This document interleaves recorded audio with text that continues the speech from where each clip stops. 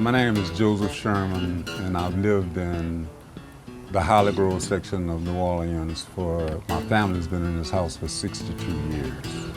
When I was growing up here, it was mostly a neighborhood of homeowners, and everybody was your mama. I'm Ruth Emmer Gardner Kennedy. And I was born here in New Orleans, as I always say, in the shadow of the old Falstaff Brewery. When we came to this area, my father referred to it as God's country. This is actually the third house on this site. After Katrina, the house, I had about 12 feet of water in the house.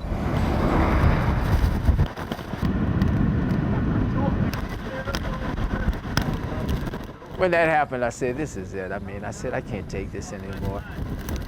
And I kind of regained my footing and made the decision to rebuild, and this is where we're at now.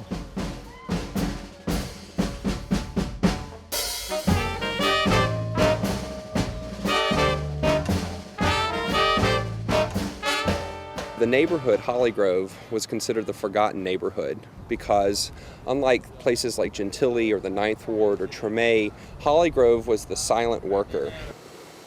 And if they clog those drains up, you know what's going to happen. AARP has been meeting with the neighborhood since 2007.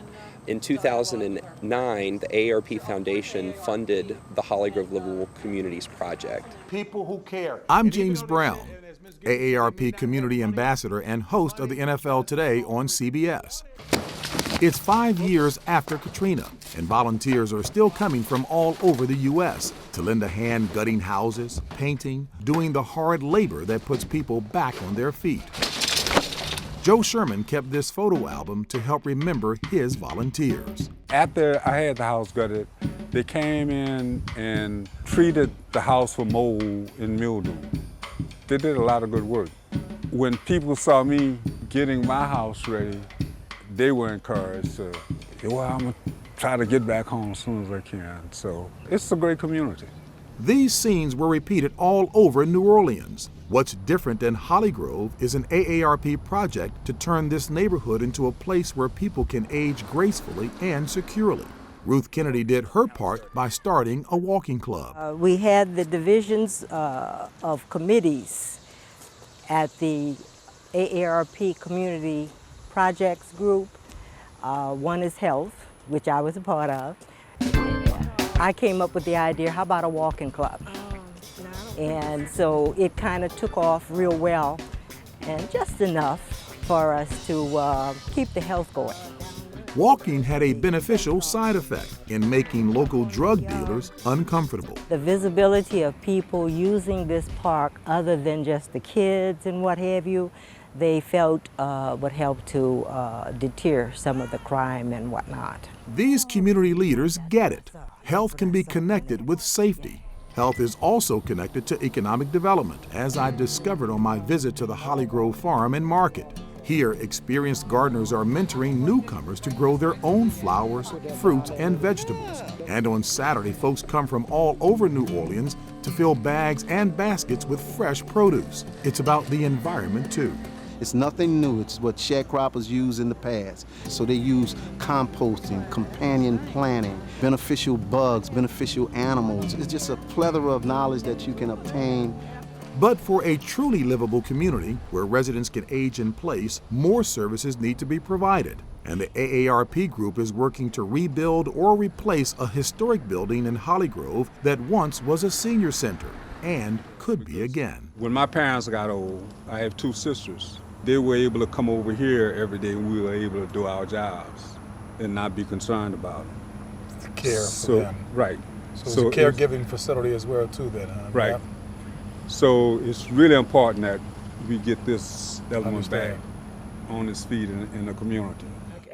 I go to see one more landmark on my visit to Hollygrove, the imposing new home of Earl Williams. He is actively involved in this neighborhood where he grew up next door to Joe Sherman.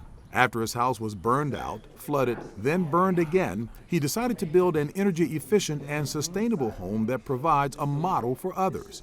But the scars from Katrina 5 years ago haven't yet healed fully for Earl or anyone in Hollygrove. It's very emotional for me. This is the 9th place that I've lived since Katrina. And then in the process, 6 months after Katrina, I lost my mom. So it's been really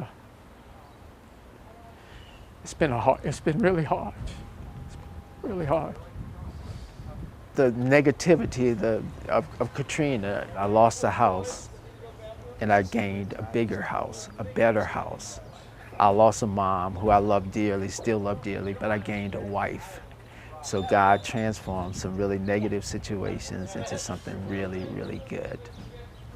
To me, if New Orleans can recover after Hurricane Katrina, then we can show the American spirit is still alive today and that any community can recover after a horrible disaster. When asked why he came back after the levees broke, Joe Sherman puts it this way. My main goal was to come back and try to make this the kind of neighborhood I grew up in.